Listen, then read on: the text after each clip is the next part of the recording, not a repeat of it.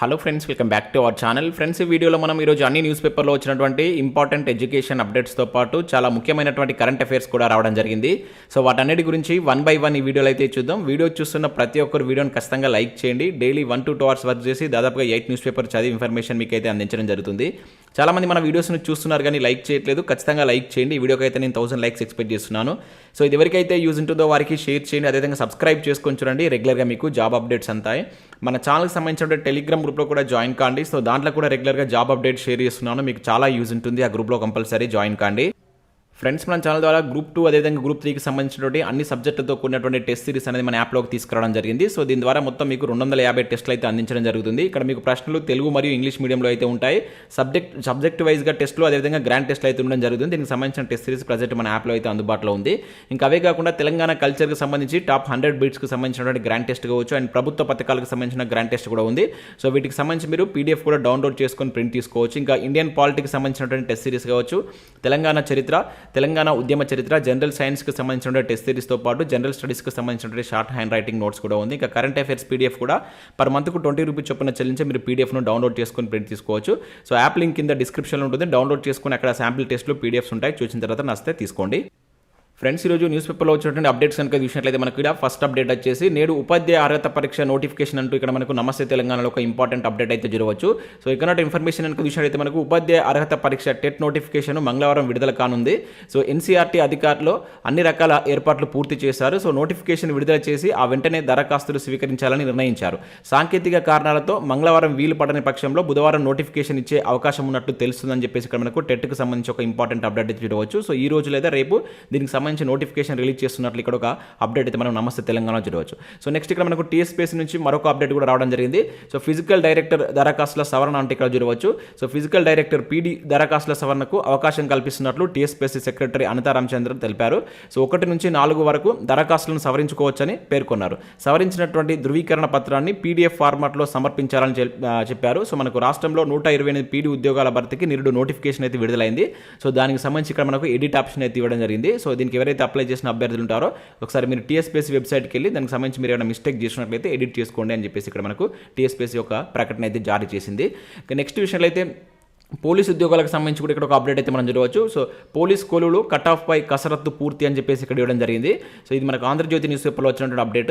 ఇక్కడ విషయంలో మనకు పోలీస్ శాఖలో ఎస్ఐ కానిస్టేబుల్ స్థాయిలో 14,881 పోస్టుల భర్తీకి కట్ ఆఫ్ మార్కులపై కసరత్తు పూర్తి అయింది. సో దాంతో పోలీస్ రిక్రూట్మెంట్ తుది అంకానికి చేరుకుంటుంది.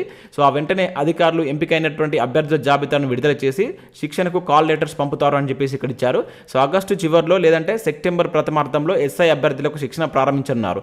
ఆ తర్వాత కానిస్టేబుల్ శిక్షణ ప్రారంభమవుతుంది. సో మొదటి విడతలో సివిల్ అదేవిధంగా సాయుధ బలగాలు తదితర విభాగాల్లో 9,871 మందికి శిక్షణ పూర్తి చేసిన తర్వాతే రెండో విడతలో 5,010 మంది తెలంగాణ రాష్ట్ర ప్రత్యేక పోలీసు అదే మనకు టీఎస్ఎస్పీ అభ్యర్థులకు శిక్షణ ప్రారంభిస్తారని చెప్పేసి ఇక్కడ మనకు పోలీసు ఉద్యోగాలకు సంబంధించిన అప్డేట్ అయితే చూడవచ్చు. ఇంకా మనకి రిజల్ట్స్ అయితే ఇవ్వలేదు. సో ఈ రిజల్ట్స్ కోసం వెయిట్ చేస్తున్న అభ్యర్థులు వీడియోని లైక్ చేసి కింద ఎస్ అని కామెంట్ చేయండి. ఇంకా మనకు ఎస్ఐ రిజల్ట్స్ కావచ్చు అదేవిధంగా కానిస్టేబుల్కి సంబంధించిన రిజల్ట్స్ అయితే ఇంకా మనకు టీఎస్ఎల్పీఆర్ ఇవ్వలేదు. కాకపోతే ఇక్కడ కట్ ఆఫ్ ప్రక్రియ అయితే పూర్తయిందంట. సో మనకు రిజల్ట్స్ ఎప్పుడైనా రావచ్చు. నెక్స్ట్ ఇక్కడ మనం చూసినట్లయితే గురుకుల పరీక్షలు నేటి నుంచి అని చెప్పేసి ఇక్కడ ఒక అప్డేట్ మనం చూడవచ్చు. సో రాష్ట్రంలోని సంక్షేమ గురుకులాల్లో 9,210 పోస్టుల భర్తీకి నియామక పరీక్షలకు అన్ని ఏర్పాట్లు పూర్తి చేసినట్లు ఇక్కడ మనకు గురుకుల బోర్డు కన్వీనర్ మల్లయ్య భట్టు తెలిపారు. సో ఈ పరీక్షలు మంగళవారం నుంచి ఆగస్టు 23 వరకు నిర్వహించనున్నామని పరీక్షలు 19 రోజుల పాటు జరుగుతాయని చెప్పేసి ఇక్కడ ఇవ్వడం జరిగింది. సో రాష్ట్ర వ్యాప్తంగా 17 జిల్లాల్లో 106 కేంద్రాల్లో రోజుకు 3 షిఫ్ట్ల చొప్పున పరీక్షలు నిర్వహిస్తామని చెప్పేసి ఇక్కడ ఒక అప్డేట్ అయితే మనం చూడవచ్చు. సేమ్ అప్డేట్ మనకి ఇక్కడ నమస్తే తెలంగాణలో కూడా రావడం జరిగింది. నేటి నుంచి గురుకుల పరీక్షలు అని చెప్పేసి ఇక్కడ ఇచ్చారు. ఆర్ట్ అండ్ క్రాఫ్ట్ మ్యూజిక్ పరీక్షతో సో 23 వరకు సిబిటి విధానంలో పరీక్షలు. సో టీజీటీ పోస్టులకి ఎక్కువ పోటీ. ఆ తర్వాత పీజీజేఎల్ పోస్టులకు 9,210 పోస్టులకు 2,63,045 దరఖాస్తులు పకడ్బందీగా ట్రిప్ ఏర్పాట్లు అని చెప్పేసి ఇక్కడ ఇచ్చారు. సో ఈ రోజు నుంచి మనకు గురుకులకు సంబంధించిన ఎగ్జామ్స్ అయితే కండక్ట్ చేయబోతున్నారు. సో దానికి సంబంధించిన ఇక్కడ అప్డేట్ అయితే మనం చూడవచ్చు. ఇక నెక్స్ట్ కనుక చూసినట్టు ఇక్కడ అభ్యర్థులకు పరీక్ష అంటే ఇక్కడ ఒక అప్డేట్ చూడవచ్చు. సో టీజీటీ ఎగ్జామ్ సెంటర్ల కేటాయింపులో గందరగోళం, ఒక్కో పేపర్కు ఒక్కో జిల్లాకు అంటే ఇక్కడ ఒక అప్డేట్ మనం చూడవచ్చు. ఇక్కడ చూసినట్టు మనకు గురుకుల టీజీటీ పరీక్ష కేంద్రాల కేటాయింపులో గందరగోళం నెలకొంది. సో టీజీటీ పరీక్షకు 3 పేపర్లు ఉంటాయి. సో ఒక్కో పేపర్కు ఒక్కో జిల్లా సెంటర్ వేయడంతో అభ్యర్థులు ఇబ్బందులు పడుతున్నారు. సో తెలంగాణ ప్రభుత్వం గురుకుల కాలేజీని భర్తీ చేసేందుకు ట్రైన్డ్ గ్రాడ్యుయేట్ టీచర్స్ టీజీటీ కావచ్చు, పోస్ట్ గ్రాడ్యుయేట్ టీచర్స్ పీజీటీ, ఇంకా junior lecturers JL, degree lecturers DL పోస్టులకు నోటిఫికేషన్ ఇచ్చింది. మొత్తం 2,60,000 మంది అభ్యర్థులు వీటికైతే దరఖాస్తు చేసుకున్నారు. మంగళవారం నుంచి ఇవి ఎగ్జామ్స్ అయితే కండక్ట్ చేస్తున్నారు. సో మనకి 23 వరకు అయితే ఎగ్జామ్స్ కండక్ట్ చేయబోతున్నారు. చాలా మంది అభ్యర్థులకు వరుసగా 3 రోజులు పరీక్షలు ఉన్నాయి. సో అది కూడా ఒక్కో జిల్లా సెంటర్ కేటాయించడంతో అభ్యర్థులు ఆందోళన నెలకొంది. సో కొందరు అభ్యర్థులకు రోజు విడిచి రోజు పరీక్ష ఉండడంతో వెళ్ళి వచ్చేందుకు ఆర్థికమైనటువంటి భారం కూడా అయ్యేటువంటి ఛాన్స్ ఉందని చెప్పేసి ఇక్కడ మనకు గురుకులకు సంబంధించిన ఎగ్జామ్ సంబంధించిన ఒక అప్డేట్ అయితే మనం చూడవచ్చు. ఇంకా నెక్స్ట్ విషయం అయితే ఇక్కడ మనకు ఇంకెప్పుడు టీఆర్టీ అంటే ఇక్కడ ఒక అప్డేట్ మనకు దిశ న్యూస్ పేపర్లో అయితే రావడం జరిగింది. సో మరికొద్ది రోజుల్లో ఎన్నికల కోడ్, కొలికిరాని టీచర్ల బదిలీలు, ప్రమోషన్లు, అభ్యర్థుల ఆందోళన పట్టించుకొని సర్కార్ అని చెప్పేసి ఇక్కడ మనకు ఒక అప్డేట్ అయితే చూడవచ్చు.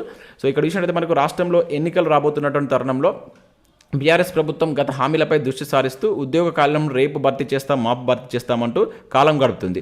సో ఇది నిరుద్యోగుల్లో తీవ్ర ఆందోళన కలిగిస్తున్నట్టు ఇక్కడ ఇవ్వడం జరిగింది. సో తర్వాత ఎన్నికల నేపథ్యంలో ఎలక్షన్ కోడ్ పడితే భర్తీ ప్రక్రియ కష్టమని టీఆర్టీ అభ్యర్థులు ఆందోళన వ్యక్తం చేస్తున్నారు. సో ఇప్పటికే టీచర్ల బదిలీ కావచ్చు, ప్రమోషన్ల ప్రక్రియపై ఇంకా స్పష్టత రాలేదంటే ఇక్కడ చూడవచ్చు.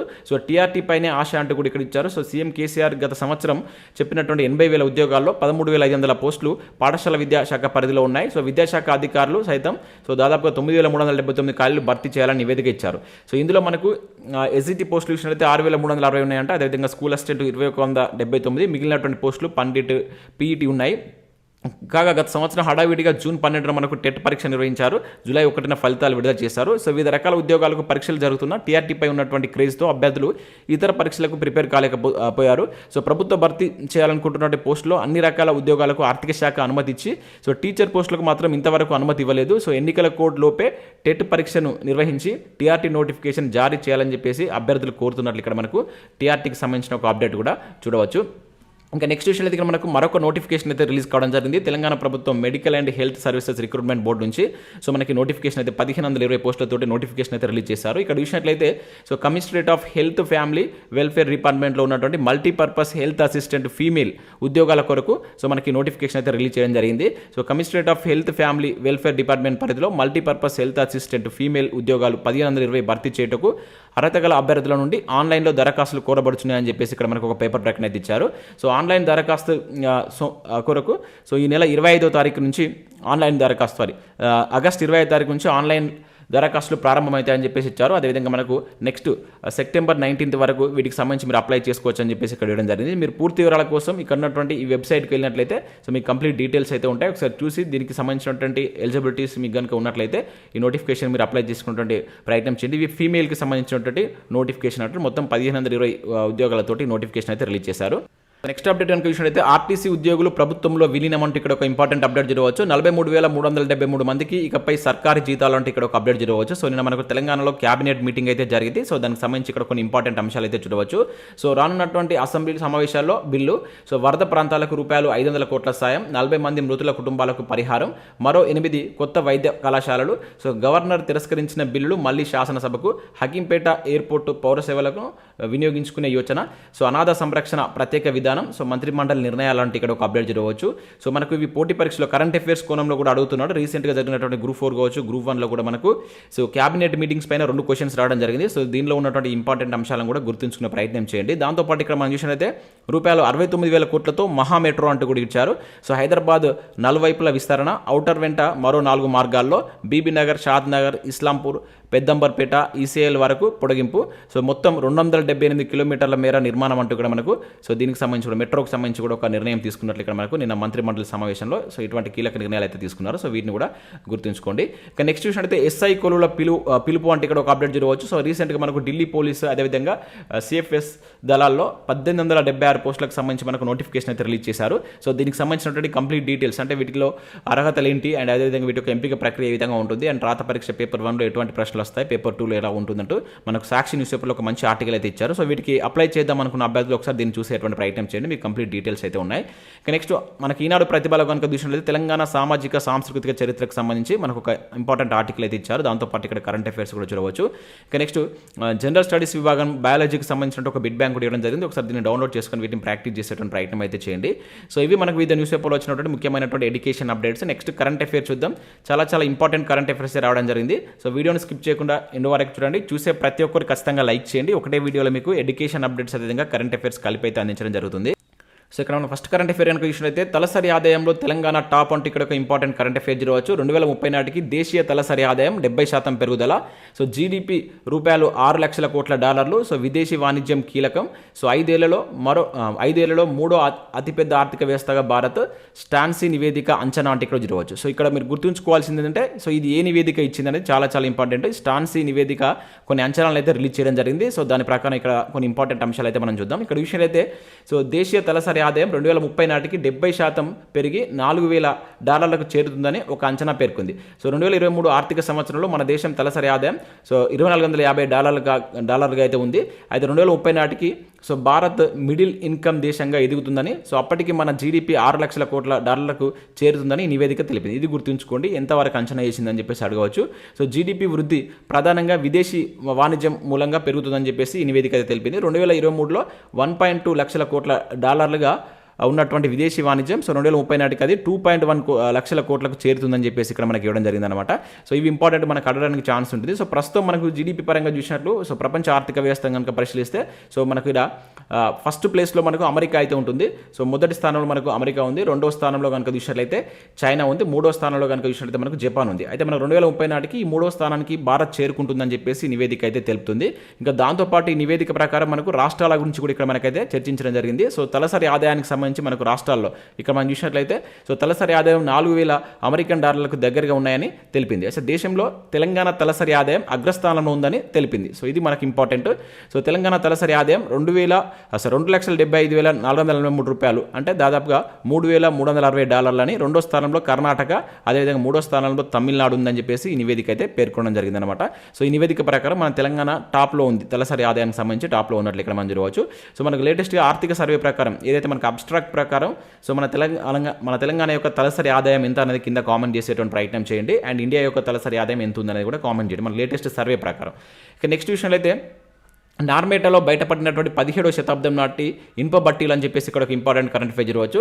సో మనకి ఇక్కడ చూసినట్లయితే నంగునూరు మండల పరిధిలో నార్మేటలో 17వ శతాబ్దం నాటి ఇనుప బట్టి బయటపడిందని కొత్త తెలంగాణ చరిత్ర బృందం పరిశోధక సభ్యులైనటువంటి కొలిపాక శ్రీనివాసులు తెలిపారంటే ఇక్కడ చూడవచ్చు. సో మనకు నార్మేట శివారులో ఇనుప తయారీ బట్టిని గుర్తించినట్లు తెలిపారు. సో బట్టి ఇటుకలతో కాల్చినటువంటి మట్టి గొట్టాలతో నిర్మించినట్టు తెలుస్తుంది. సో ఇటుకలు 7.8 అంగుళాల పొడవు, 4 అంగుళాల వెడల్పు, 3 అంగుళాల మందంతో ఉన్నాయి. సో మట్టి గొట్టాలు అమర్చడానికి తగినట్టు ఇటుకతో అర్ధవృత్తాకారంలో గాడులు చేయబడి ఉన్నాయని చెప్పేసి ఇచ్చారు. దాని ఇమేజ్ కూడా ఇక్కడ మీరైతే చూడవచ్చు. అయితే ఇక్కడ చూసినట్లయితే గొట్టాలతో కరించినట్టు ఇనుము ప్రవహించేదని, ఒక గొట్టంలో ఇరుక్కొని ఉన్న ఇనుము వల్ల అది తెలుస్తుందని చెప్పేసి ఇక్కడ ఇచ్చారు. సో ఆ ఇటుకలు మట్టి గొట్టాల తయారీకి ఆధారంగా సో అది 17వ శతాబ్దం నాటి ఇనుప తయారీ బట్టిగా చరిత్రకారులు గుర్తించారు. సో ఇది వచ్చేసి మనకి ఎక్కడ ఉందంటే ఉమ్మడి నిజామాబాద్ జిల్లా కోన సముద్రం ఇటువంటి కాల్చిన మట్టి గొట్టాలు ఇనుము లభించిందని చెప్పేసి తెలపడం జరిగింది. ఇక్కడ ఈ ప్లేస్ ఇది ఉమ్మడి నిజామాబాద్ జిల్లా. సో వచ్చేసి నార్మెట్ట అనేటువంటి ప్లేస్లో మనకు ఈ 17వ శతాబ్దం నాటి ఇనుప బట్టీలు బయటపడ్డట్లు ఇక్కడ చరిత్రకారులు గుర్తించారు. ఇంపార్టెంట్ గుర్తుంచుకోండి. ఇక నెక్స్ట్ విషయం అయితే మనకు హైదరాబాద్లో IAU 50 కిలోమీటర్ల వరల్డ్ ఛాంపియన్షిప్ అని చెప్పేసి ఇక్కడ ఒక అప్డేట్ జరగవచ్చు. నవంబర్ 5న ప్రారంభించున్నటువంటి సచిన్ గోపిచంద్ అని చెప్పేసి ఇచ్చారు. సో మనకు దేశంలోనే తొలిసారిగా నిర్వహించేటువంటి ప్రతిష్టాత్మక IAU 50 కిలోమీటర్ల వరల్డ్ ఛాంపియన్షిప్కు హైదరాబాద్ అయితే ఆతిథ్యం ఇవ్వనుంది. సో ఈ మెగా టోర్నమెంట్తో పాటు హైదరాబాద్ హాఫ్ మ్యారథాన్ నవంబర్ 5న అయితే జరుగుతుంది. సో ఈ రెండు ఈవెంట్లను మనం క్రికెట్ లెజెండ్ అయినటువంటి సచిన్ టెండూల్కర్, అదేవిధంగా బ్యాడ్మింటన్ గురువు అయినటువంటి పుల్లల గోపిచంద్ జెండా ఊపి ప్రారంభిస్తారని సోమవారం జరిగినటువంటి మీడియా సమావేశంలో ఆర్గనైజేషన్ తెలిపినట్టు ఇక్కడ జరగవచ్చు. సో ఇక్కడ గుర్తుంచుకోవాల్సిందే దేశంలోనే తొలిసారిగా సో ఈ టోర్నమెంట్ మనకు హైదరాబాద్ అయితే ఆతిథ్యం ఇస్తుంది. గుర్తుంచుకోండి. IAU అనేటువంటి 50 కిలోమీటర్ల వరల్డ్ ఛాంపియన్షిప్ మన హైదరాబాద్ వేదికగా జరగబోతుంది. సో అది ఇంపార్టెంట్, అది గుర్తుంచుకోండి. ఇక నెక్స్ట్ విషయంలో అయితే మనకు మరో MSME పార్క్ అంటే ఇక్కడ ఒక అప్డేట్ జరగవచ్చు. హైదరాబాద్కు సమీపంలో 200 ఎకరాల్లో ఏర్పాటు. ఇక్కడ చూసినట్లయితే మనకు చిన్న మధ్య తరహా పరిశ్రమలకు పెద్ద ఎత్తున పీట వేస్తున్నటువంటి రాష్ట్ర ప్రభుత్వం మరో పార్కును ఏర్పాటు చేయడానికి సిద్ధమైంది. సో మేడ్చల్ మల్కాజిగిరిలోని గట్కేసర్ మండలంలో ఉన్నటువంటి మాదారం గ్రామ పరిధిలో సుమారు 200 ఎకరాల విస్తీర్ణంలో మరో MSME పార్కును అభివృద్ధి చేయబోతుంది. సో ఇందుకు సంబంధించినటువంటి TSIIC భూసేకరణ పూర్తి చేసింది కూడా అంటూ కూడా ఇచ్చారు. సో త్వరలో లేఅవుట్లను రూపొందించున్నారు. కొత్తగా ఏర్పాటు చేయనున్నటువంటి పార్కు ఆన్లైన్లో దరఖాస్తులు ఆహ్వానిస్తుందని చెప్పేసి కూడా ఇక్కడ ఒక అప్డేట్ చేయడం జరిగింది. సో ఇక్కడ మనం గుర్తుంచుకోవాల్సిందంటే సో ఇటీవల 200 ఎకరాలతోటి MSME పార్క్ ఎక్కడ రానుందని చెప్పేసి అడగడానికి ఛాన్స్ ఉంటుంది. సో ఇది వచ్చేసి మనకి ఇక్కడ మేడ్చల్ మల్కాజిగిరి జిల్లా అని చెప్పేసి గుర్తుంచుకోండి. ఇక నెక్స్ట్ విషయం అయితే నేడు మోదీకి లోకమాన్య తిలక్ పురస్కారం అంటే ఒక అప్డేట్ ఇక్కడ చూడవచ్చు.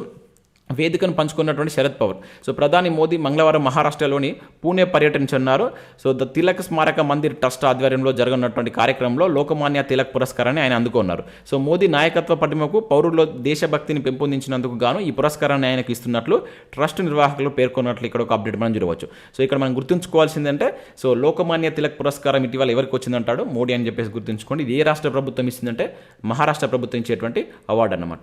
ఇక నెక్స్ట్ విషయం అయితే మనకి మయన్మార్లో ఎమర్జెన్సీ పొడిగింపు అంటే ఇక్కడ ఒక అప్డేట్ చూడవచ్చు. సో ఎన్నికలు ఇప్పట్లో లేనట్లే అంటే ఇక్కడ ఇచ్చారు. సో మనకు మయన్మార్లో ఎమర్జెన్సీని అంటే సైనిక ప్రభుత్వం పొడిగించింది. సో ఎన్నికలను జాప్యం చేయడానికి ప్రభుత్వం ఈ నిర్ణయం తీసుకున్నట్లు తెలుస్తుంది. సో రాజధాని నెఫిడాలో సోమవారం సమావేశమైనటువంటి జాతీయ రక్షణ భద్రతా మండలి ఎమర్జెన్సీని మరొక 6 నెలల పాటు పొడిగిస్తున్నట్లు నిర్ణయం తీసుకున్నట్లు ఇక్కడ ఒక అప్డేట్ మనం చూడవచ్చు. సో ఇక్కడ మనం గుర్తుంచుకోవాల్సిందంటే ఇటీవల ఈ క్రింది ఏ దేశం ఎమర్జెన్సీని విధించిందని చెప్పేసి మనకు డైరెక్ట్గా కరెంట్ అఫైర్స్ కోణంలో క్వశ్చన్ అడగడానికి ఛాన్స్ ఉంటుంది. మయన్మార్ అని చెప్పేసి గుర్తుంచుకోండి. ఇంకా నెక్స్ట్ చూసినట్లయితే మనకు అన్నాబావు సాటే జయంతి వేడుకలకు సీఎం కేసీఆర్ అని చెప్పేసి ఇక్కడ ఒక అప్డేట్ మనం చూడవచ్చు. సో ఇవి మనకు వివిధ న్యూస్ పేపర్లో వచ్చినటువంటి ఇంపార్టెంట్ ఎడ్యుకేషన్ అప్డేట్స్, అదేవిధంగా కరెంట్ అఫైర్స్. సో వీడియో నచ్చినట్లయితే లైక్ చేసి మీ మిత్రులకైతే షేర్ చేయండి. అదేవిధంగా మన యాప్ను డౌన్లోడ్ చేసుకోండి. దానిలో మీకు గ్రూప్ 2, గ్రూప్ 3కి సంబంధించినటువంటి ఫుల్ టెస్ట్ సిరీస్ అయితే అందుబాటులో ఉంది. యాప్ లింక్ కింద డిస్క్రిప్షన్లో ఉంటుంది. ప్రతి ఒక్కరు డౌన్లోడ్ చేసుకొని చెక్ చేయండి. Thanks for watching. Thank you.